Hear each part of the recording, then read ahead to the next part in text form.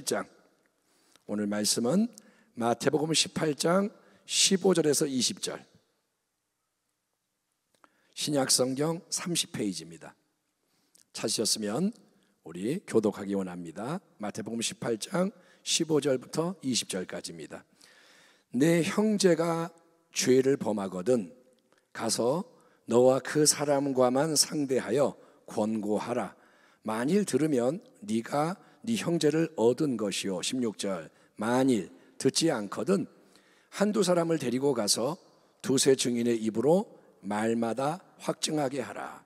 만일 그들의 말도 듣지 않거든 교회에 말하고, 교회의 말도 듣지 않거든 이방인과 세리와 같이 여기라. 진실로 너희에게 이르노니 무엇이든지 너희가 땅에서 매면 하늘에서도 매일 것이요, 무엇이든지 땅에서 풀면 하늘에서도 풀리리라.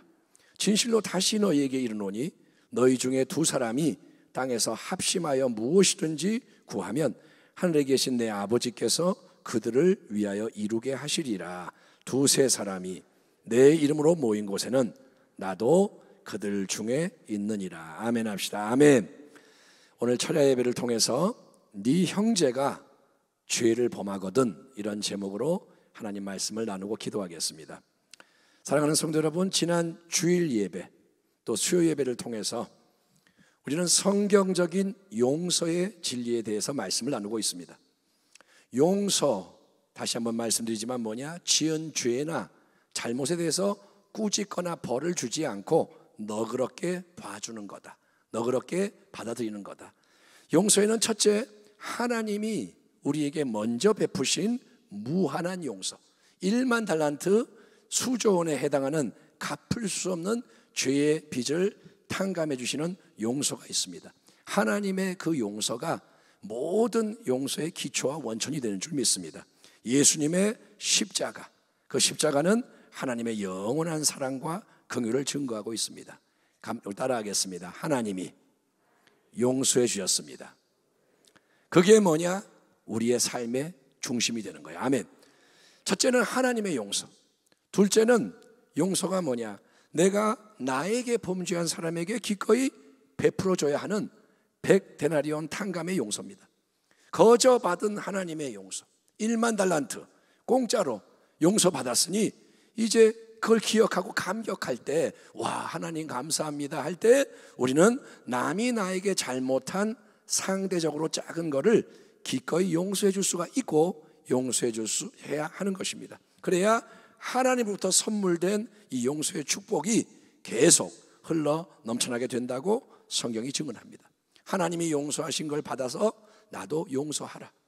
세 번째는 우리가 내가 남에게 잘못한 것에 대해서도 깨닫는 즉시 용서를 구하고 용서를 받아야 하는 것입니다. 아멘. 남이 죄 지은 거 용서해 주고 나도 용서를 받아야 돼요. 그래야만 관계가 회복이 되는 것입니다. 아멘. 예, 어떤 사람이 죄를, 남에게 해를 끼쳤어요. 근데 하나님한테 내가 기도했어요. 하나님 나 용서해 줬다. 그래서 이 사람은 고통받아가지고 괴로워하고, 그런데 만났더니 나 하나님이 용서해 줘서 나는 자유해. 그럼 이 사람은 뭐가 되냐 이거예요. 그래서 그 사람이 시험에 들고 하나님을 버리게 되는 거예요. 나는 고통스러운데 저 사람은 뭐 용서받았냐. 그러니까 여러분, 용서는 다 연결이 되는 겁니다. 자, 근데 기독교의 중심이 되는 이 용서의 진리가 참 중요하지만 그게 남용되면 안 됩니다. 용서가 남용되면 안 돼요. 용서의 진리를 남용하는 게 뭐냐? 만약에 여러분, 자, 뭐든지 내가 잘못한 거는 은혜로 용서받을 수 있으니까 계속 죄를 져도 상관이 없다. 죄를 져도 용서만 받으면 더 이상 문제가 안 되니까 나는 구태여 내 삶을 애써 바꾸지 않고 그냥 지금처럼 내 마음대로 살련다. 자, 그런 나를 부디 너그럽게 용납하고 언제든지 용서가 필요할 때면 즉시 용서해 달라. 여러분, 누가 만약에 그렇게 주장을 한다면 당신에게 와서 나는 용서받으면 되니까 용서해 주세요, 이렇게 한다면 어떻습니까? 그 사람 말이 옳은가요? 그 사람이, 아니 성경에서 예수님이 형제를 7번씩 70번까지도 사랑하라고, 용서하라고 말씀하지 않았냐? 그러니 내가 아무리 잘못하고 또 잘못하고 또 잘못해도 나를 용서해 달라. 그게 예수님의 말씀대로 행하는 거 아니냐? 당신 예수님을 믿으니까 나 용서해 줘 달라. 여러분, 이렇게 어떤 사람이 나에게 다짜고짜 요구해 온다면 자기는 죄를 짓고 사는데 용서 받겠다, 그렇게 하면 여러분 무조건 다 받아주고 계속 용서해야 하는 건가요? 나는 너무나도 힘든데, 억울하고 괴로운데 나는 무조건 용서를 해야 되고 그 사람은 마음대로 계속 악을 행해도 어쩔 수 없다는 건가요? 여러분, 이거를 다르게 빗대어 생각을 해보면 도움이 됩니다. 자, 만약에 아이가 막무가내로 때를 쓴다면 그걸 다 계속 받아주고 원하는 대로 해주는 게 사랑과 지혜일까요? 아이가 상처받으면 안 되잖아요. 아이가 기죽으면 안 되잖아요. 얘가 뭘 원하고 행하든 다 오냐 오냐 맞춰주고 칭찬해주고 그러면 당장은 아이가 좋아하겠지만 그거는 뭡니까? 아이를 망치고 나중에 돌이킬 수 없는 공경에 처하게 만드는 겁니다. 요즘 상담 프로그램 많이 나오는데, 내 아이가 불쌍하다고 그냥 다 받아주면 엄마는 마음이 편한지 모르지만 당장은 잘하는 것 같지만 자기가 대단해 보이지만 그게 뭐냐? 아이 망치고 죽이는 거라 이겁니다. 그래서 참된 사랑은 아이에게 필요한 훈육을 반드시 해줘야 됩니다. 아멘. 훈육이 안 들어가면 그건 사랑이 아닌 거예요.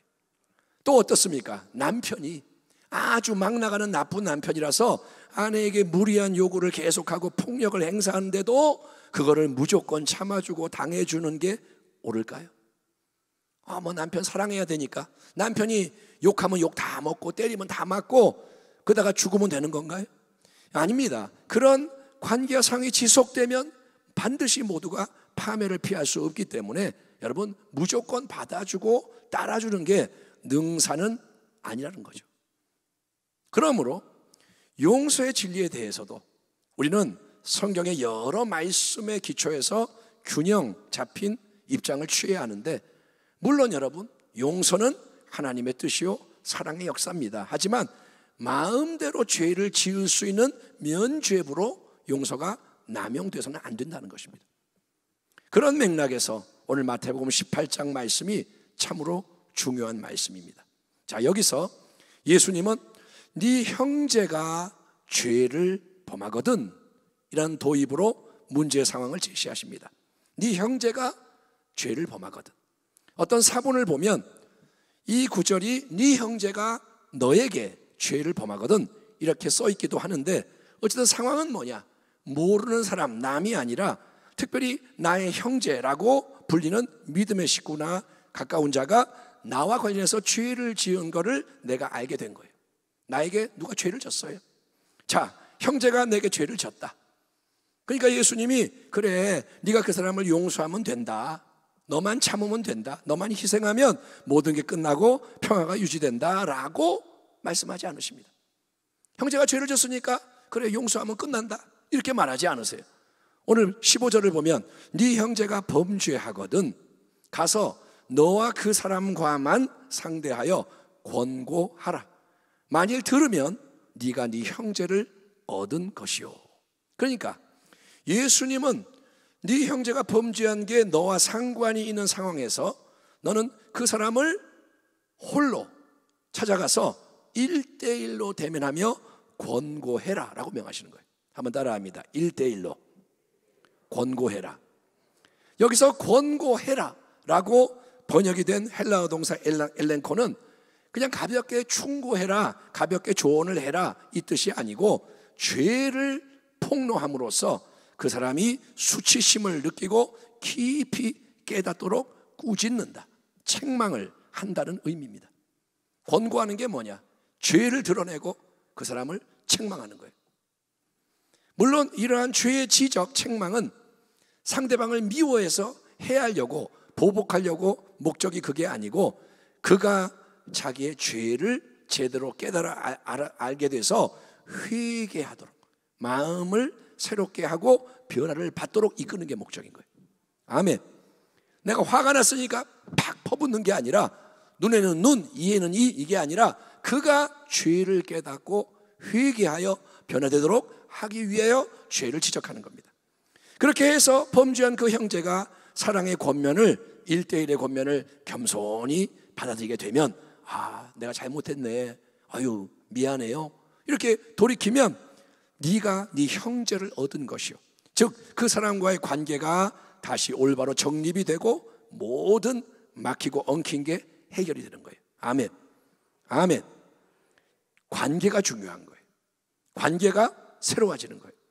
그러나 만약에 범죄한 형제가 1대1의 그 권면을, 은밀한 권면을 받아들이지 않으면 어떻게 해야 하느냐? 자, 한 번 기회를 줬는데 거부를 했다, 이걸로 그럼 다 끝나는 거냐? 아닙니다. 예수님은 이제 두 번째 스텝이 뒤따라야 한다고 말씀하십니다. 16절, 만일 듣지 않거든 한두 사람을 데리고 두세 증인의 입으로 말마다 확증하게 하라. 일단은 범죄한 형제를 1대1로 은밀하게 권면하는 게 필요합니다. 그것이 하나님 앞에서 은밀하게 깨진 관계 문제를 해결하는 시도입니다. 나 누구 만나러 가, 나 그냥 죄를 좀 지적하러 가, 이러는 게 아니라 조용히 하나님 앞에서 은밀하게 그 사람만 만나는 거예요. 하지만 만약에 그 1대1의 권면이 받아들이지 않고 범죄한 형제가 돌이키려고 하지 않는다면, 그 다음에는 적합한 성숙한 사람 한두 명을 데리고 다시 가는 겁니다. 아무나 데리고 가는 게 아니라 이 일에 합한 자, 지혜롭고 사랑이 있고 권위가 있고 그런 사람을 한두 명 데리고 다시 가서 그 형제를 찾아가 함께 권면하는 겁니다. 이처럼 한두 사람이 함께 그 자리에 참여하는 이유는 그들이 증인의 역할을 감당하고, 그래서 진실을 확증하기 위한 것이고, 또 공동의 사랑 어린 권면을 통해 선한 영향력을 발휘하기 위해서입니다. 아멘. 두세 사람이 연합하여 그 사람을 돌이키는 거예요. 그러면 안 되잖아, 그거는 죄잖아, 그렇게 하면 망하잖아. 사랑을 담고 권위를 담고 여러 명이 조언을 해주는 거예요. 참, 여기서 만약에 범죄한 형제가 깨닫고 돌이킨다면 좋겠는데, 그게 아니고 두세 사람의 연합된 권면도 또 거부한다. 그러면 어떻게 해야 하느냐? 이에 대해 예수님은 17절에서 세 번째 스텝을 통해서 마지막 기회를 주라고 말씀하십니다. 17절, 만일 그들의 말도 듣지 않거든 교회의 말하고, 교회의 말도 듣지 않거든 이방인과 세리와 같이 여기라. 두세 사람이 함께 그 범죄한 형제에게 찾아가 죄를 지적하며 돌이켜라, 책망을 해주는데도 이를 무시하는 경우 마지막으로 나서야 하는 주체는 예수님의 몸으로 함께 세움을 받은 교회입니다. 교회는 사랑의 공동체지만 또한 머리이신 주님으로부터 권위를 수여받은 공동체로서 각 지체에 대해 치리권을 행사할 수 있는 것입니다. 교회는 다스리는 공동체입니다. 그렇기 때문에 1대1의 은밀한 권면, 첫 번째 스텝, 두세 증인의 연합된 권면, 두 번째 스텝, 이거를 거부하는 형제에게 마지막으로 주님의 말씀을 가지고 돌이키라 권면하는 주체는 교회, 즉 교회의 책임 맡은 리더들입니다. 교회 전체가 가지는 않겠죠. 책임 맡은 자들이 연합돼서 가는 겁니다. 만약에 이 단계에서라도 범죄한 형제가 깨닫고 돌이키면 그거는 할렐루야, 모든 게 아름답게 회복되는 거예요. 가장 좋은 거는 1대1 권면에서 회복이 되는 거고, 두 번째로 좋은 거는 형제 몇 사람이 가서 회복되는 거고, 그게 안 되면 세 번째 교회의 권면을 듣고라도 돌이키면 회복이 되는 거예요. 이로 인해 여러 가지 소동이 일어날 수 있겠죠. 교회가 나설 때는 이제 많이 알려지고 혼란도 있고 하지만 주님의 뜻은 잘못된 것을 어떻게든 바로 잡아서 진정한 새로움이 넘쳐나게 하는 것입니다. 그러나 여러분, 이 마지막 단계에서도 범죄한 형제가 돌이키지 않고 자기의 옛삶을 고집하고 저항한다면 그때는 어떻게 해야 하느냐? 주님은 그때는 그 완악하고 강팍한 자를 이방인이나 세리와 같이 여겨라. 그를 세상 사람과 똑같이 너희와 더 이상 상관없는 외부 사람처럼 여겨라. 즉 그를 교회 공동체 밖으로 내보내고 교류하지 말라, 이렇게 엄히 명하시는 거예요. 누가 이 말씀을 하시느냐? 예수님이 하시는 거예요. 그러니까 교회의 권고마저 거부하는 사람에게는 형제 관계가 철회되는 겁니다. 형제 관계가 그 사람의 거부함을 통해 철회가 돼요. 자, 오늘날 교회들의 상황을 고려해 볼 때 예수님의 이런 말씀은 적용하기가 아주 힘든 말씀이죠. 왜냐? 사람들은 조금이라도 불편하거나 마음에 안 들면 자기가 교회를 옮겨버리기 때문입니다. 교회가 가라 그러는 게 아니라 자기가 그냥 교회를 바꿔요. 이 땅에 많은 교회가 있는 건 축복입니다. 부평에도 교회가 얼마나 많아요. 그게 축복입니다. 그러나 여러분, 내가 이 집 저 집 여러 음식점 골라다니며 음식을 먹고 평가를 하듯이, 야, 이 집은 맛있네, 이 집은 별로네, 내가 이 집 저 집 마음대로 다니면서 음식 먹고 평가하듯이 교회도 이 교회 저 교회 내 마음대로 왔다 갔다 하며 신앙생활 하는 건 결코 축복이 아닙니다. 자기는 좋다고 은혜 받는다 그러지만 그거는 축복이 아닙니다. 특별히 온라인 예배가 이제 활성화된 시대에 특정한 교회에 아예 소속도 안 되고 수많은 예배와 말씀을 접하는 신앙 형태가 퍼져가고 있습니다. 나는 온라인으로 그냥 예배 드려요. 내가 좋아하는 목사님 말씀 마음대로 듣고 그렇게 예배한다 이거예요. 하지만 나의 개인적인 욕구를 채우는 게 신앙이 아닙니다. 진정한 신앙은 하나님의 나라를 세우기 위해서 나를 부인하고 주님만을 드높이고 따르는 것입니다. 신앙은 신본주의예요. 아멘. 신앙은 내 필요를 채우는 게 신앙이 아니에요. 물론 은혜를 받아야죠. 근데 은혜 받는 게 목적이 아니에요. 나를 부인하고 주님을 높이는 게 신앙이다. 아멘. 그렇게 하려면 신앙이 나 홀로의 개인주의 신앙이 아니라 교회 중심적인 더불어의 신앙, 성숙한 신앙이 되어야 합니다. 사람하고 사는 게 제일 어려워요. 사람이 제일 힘들어요. 그래서 하나님이 훈련시킬 때 사람을 통해 훈련시키는 게 많습니다. 여러분, 교회가 이 사람 떠나갈까 봐, 저 사람 뭐라 그럴까 봐 눈치를 막 보게 되는 거예요. 다 이제 한 명이라도 떠나면 안 되니까, 어려우니까 사람 눈치 보고 비위를 맞추고. 그런데 급급하다면 문제는 뭐냐? 성경 말씀대로 가르칠 수 없고 믿는 게 불가능합니다. 성경 말씀대로 하면 내 마음에 안 맞는 말씀이 너무도 많아요. 버거운 말씀이 너무도 많아요. 그러니까 말씀을 사람에게 맞출 것이냐, 아니면 사람이 말씀에 맞춰질 것이냐, 이게 근본적인 선택인 거예요. 아멘. 내가 원하는 것만 편식할 거냐, 아니면 말씀으로 인해서 다루어질 거냐. 그러니까 교회가 자꾸 사람 눈치 보고 복음을 갖다가 바꾸고 좋아하는 것만 말하고 하니 복음이 변질되고 교회가 무너지는 겁니다. 예수님은 마태복음 16장에서 내가 친히 나의 교회를 세울 것이다. 교회를 누가 세운다고요? 예수님이 세우시는 거예요. 아멘. 우리가 세우는 게 아니라는 거예요. 이렇게 하면 될 것 같아요. 우리가 계획을 짜서 힘을 써서 교회를 세우는 게 아니고 내가 내 교회를 세울 것이다. 이 반석 신앙 고백 위에, 신앙 고백이 딱 자리 잡고 있으면 주님이 교회를 세우신다는 거예요. 그래서 그 교회를 음부의 권세, 지옥의 문들이 결코 이기지 못하리라 라고 주님이 선언하셨어요. 내가 세우는 교회는 지옥이 못 이겨. 주님이 말합니다. 내가 만드는 교회는 지옥을 깨트리는 교회야. 아멘 합시다. 아멘. 지옥이 왜 무너지느냐? 교회가 있기 때문에 무너지는 거예요. 지옥이 이길 수 없는 유일한 공동체가 교회라는 겁니다. 이 땅 위에서 공중 권세를 잡고 사람들을 도둑질하고 죽이고 멸망시키는데 혈안이 되어 있는 원수마귀가 이길 수 없는 참된 교회, 그 교회는 그냥 사람들의 모임, 종교단체가 아닙니다. 사람들이 수만 명 모이면 큰 교회, 좋은 교회인가요? 아닙니다. 사람들의 모임이 그냥 교회가 아니라 여러분 거룩한 교회여야 하는 것입니다. 아멘 합시다. 아멘. 교회는 거룩한 공동체가 되어야 하는 거예요.